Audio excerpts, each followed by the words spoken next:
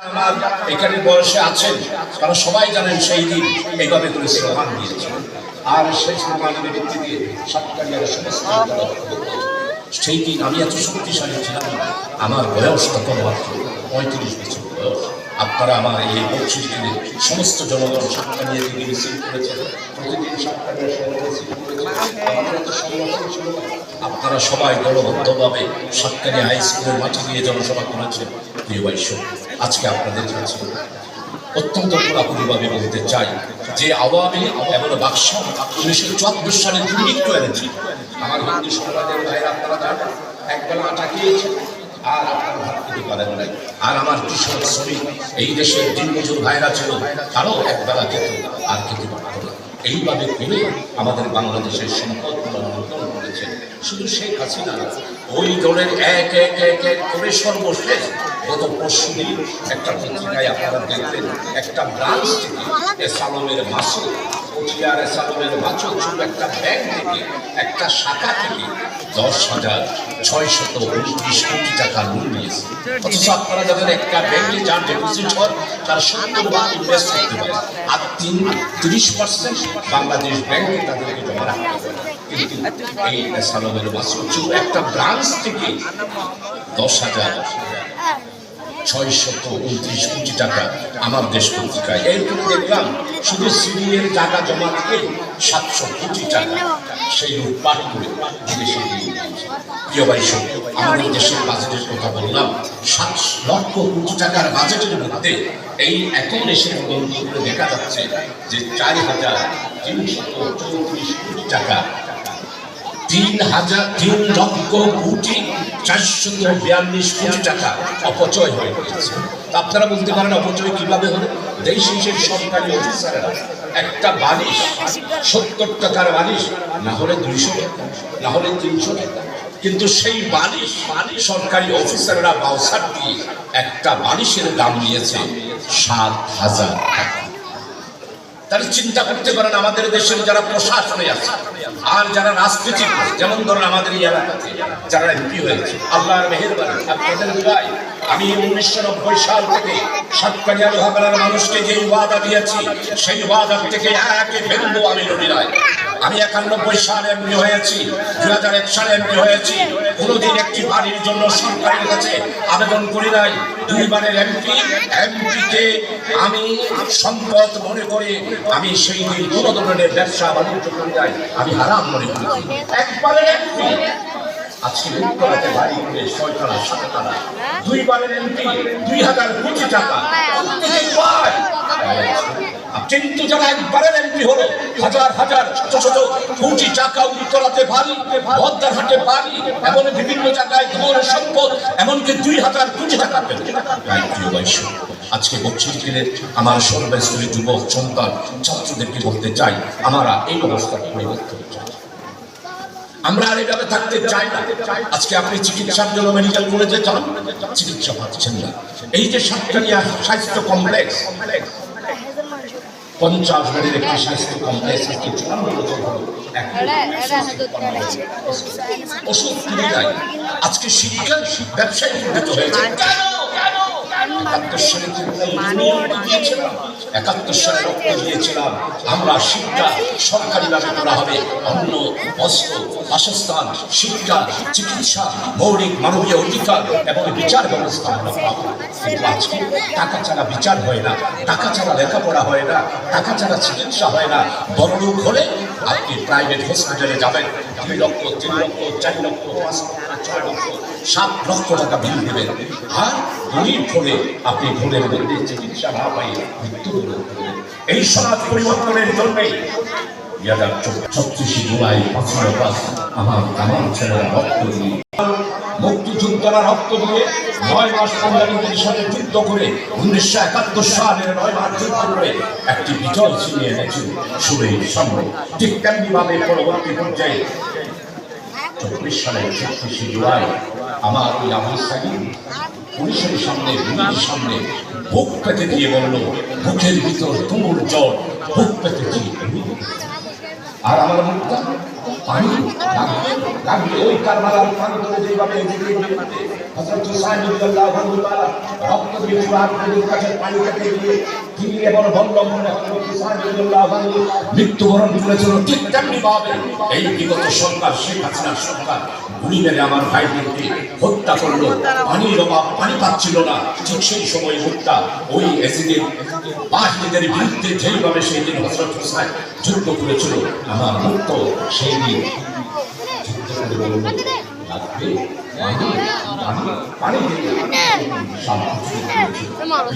আজকে আপনারা যারা এসেছেন 1971 সালের স্বাধীনতা 54 বছরের ইতিহাস, এরপরে 34শে জুলাই আজকে আমাদের বাংলাদেশে আপনারা জানেন গত 18 বছরে একটা আতঙ্কের দেশ, ভয়ঙ্কর একটা দেশ।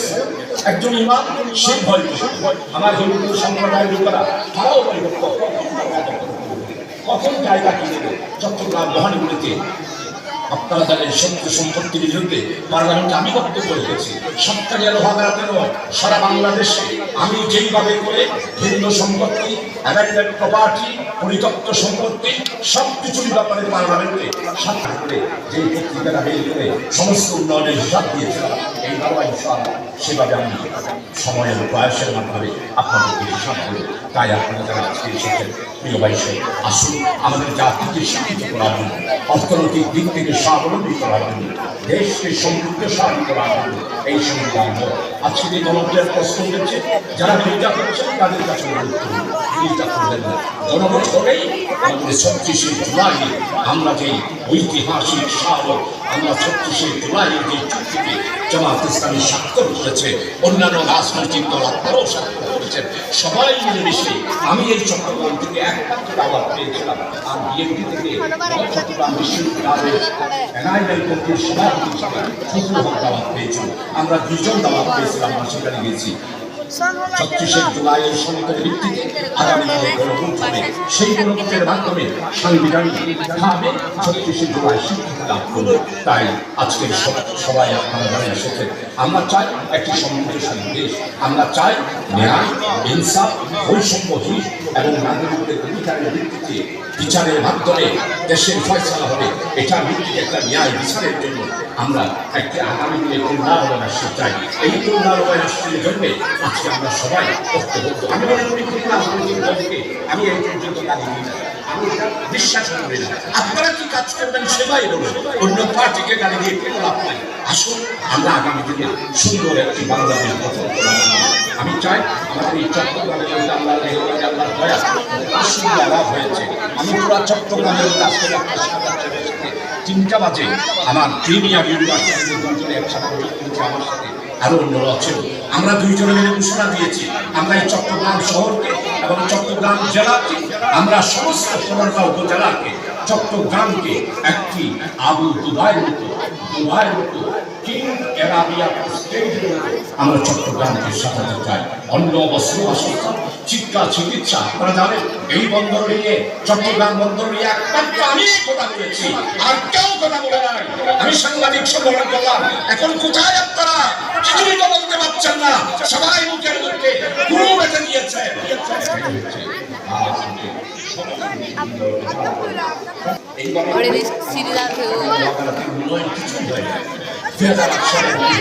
কোথায় উন্নয়ন? এই 2017 কোথায় উন্নয়ন? 2018 সালে কোথায় উন্নয়ন? 2024 সালে কোথায় উন্নয়ন? 2024 সালে জনগণকে হিসাব দেন, 2018 সালে হিসাব দেন। 2024 সালে আপনারা এমপি হলেন, এমপি বাদ দিলেন, আপনারা সেই কয়দিন ছিলেন যে একমাত্র সাহস করে আপনাদের এলাকার সন্তান হিসেবে আপনারা তাদের পেয়েছেন। 1991 সালে আপনাদেরই সন্তান হিসাবে আপনাদের এলাকার আমরা অতীত হিসাব দিয়েছিলাম। এখন হিসাবে গত 1 বছরে মেনেছিলাম না, যা কাজ করেছি সমস্ত হিসাব ইনশাআল্লাহ জনগণের কাছে পাই টু পাই হিসাব দিতে পারবো। কিন্তু আপনারা যেমন এমপি হয়েছেন, কেউ হিসাব দিতে পারবেন না। আমি চ্যালেঞ্জ করছি, আপনারা কেউ হিসাব দিতে পারেন। কারণ বাড়ি করেছেন, আমি বাড়ি করে যাই, আমি জায়গা কিনে যাই, আমার অ্যাকাউন্টে কোনো টাকা নাই। আমি দেশকে ভালোবাসি, জনগণকে ভালোবাসি, এই দেশের কৃষক, শ্রমিক, মেহনতি, আমার দুঃখী মানুষ, আমার এই দেশের নিরন্ন মানুষ, আমার অসহায় মানুষ, আমার যারা আত্মনাদ করে তাদের কাছে কাজ করেছি। আপনারা যারা একান্ন দিন রাত 24 ঘন্টা আপনাদের এই এলাকাতেই থাকতেন, রাতের 3টা বাজেও আমাকে পেয়েছেন, রাত্রি 4টা বাজেও পেয়েছেন, ফজরের পরেও পেয়েছেন। হিন্দু ভাইরা আপনারা বলেন, আপনাদের যে উৎসবের সময় আমি সাধারণ চৌধুরী শিক্ষার্থীর হকারা প্রতিটা অলোকে গলোকে আপনাদের মন্দিরগুলোতে আমি পাহারা দিয়েছি। আমরা সেভাবে করে আমরা এলাকাকে সাজিয়েছি। আপনারা আমাকে সহযোগিতা করেছেন। আমি ঠিক সেইভাবে সাতকানিয়া লোহাগাড়াতে আপনারা যাবেন 1991 সাল আগে এই এলাকায় কি অবস্থা ছিল, জাতীয় পার্টির আমলে এই দেশে আমার মনে হয় মেহরবানি আমি আপনাদের সেবা করেছি। আমি কতটুকু সেবা করেছি, আপনারা কতটুকু খুশি হয়েছেন সেটা আপনারা ভালো জানেন।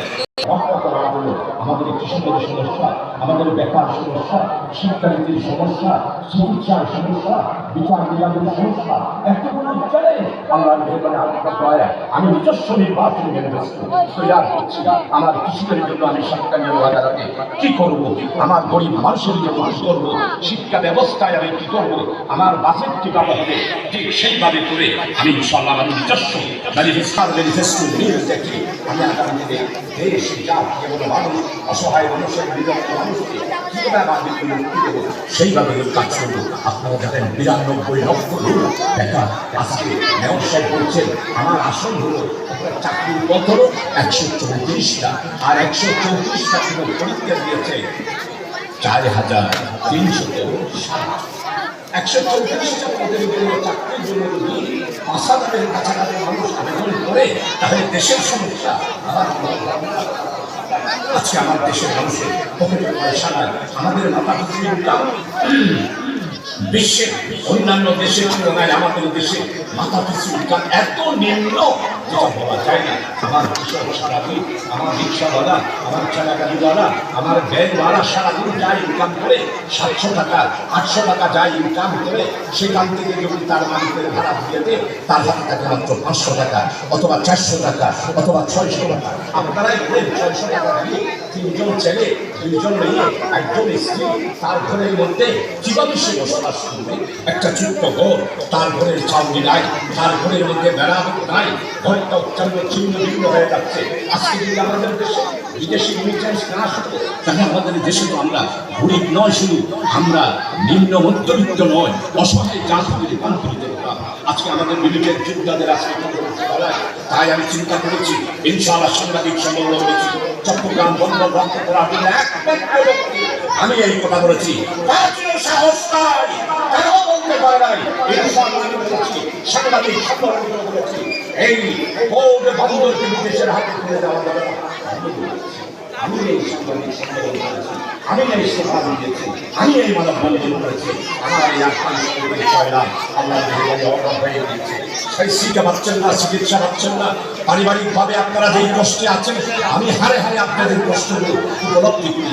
তাই আগামী নির্বাচনে আপনারা রাজনীতি নয়, দল নয়, শুধুমাত্র বাংলাদেশের কল্যাণের জন্য ঐক্যবদ্ধভাবে আপনারা সবাই মিলেমিশে বাংলার দ্বিতীয় স্বাধীনতায় একটি পরিবর্তনের জন্য আমার সনাতনী হিন্দু ভাইয়েরা এবং অন্যান্য যারা রয়েছেন তারা এবং আমার এই এলাকার যুবক ছাত্র মুরব্বী যারা রয়েছেন, আমার স্কুল পড়ুয়া ছাত্র সবার কাছে আহ্বান জানাবো, আসো আমাদের বক্তব্য শুধু একটি, আমরা দেশের স্বাধীনতা রক্ষা করতে চাই।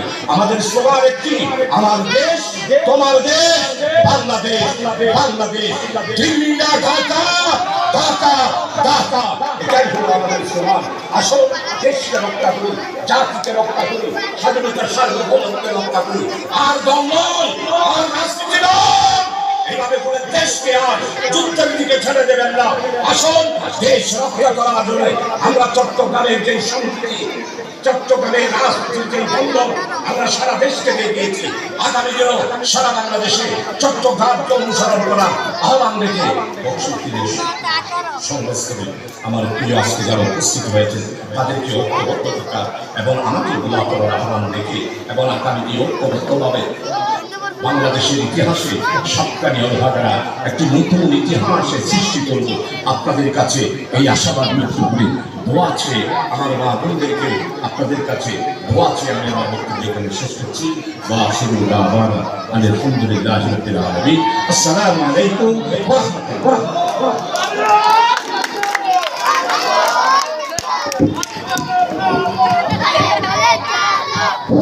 রাহমাতুল্লাহ। আলহামদুলিল্লাহ এতক্ষণ ধরে আমাদের মাঝে দেশ ও জাতি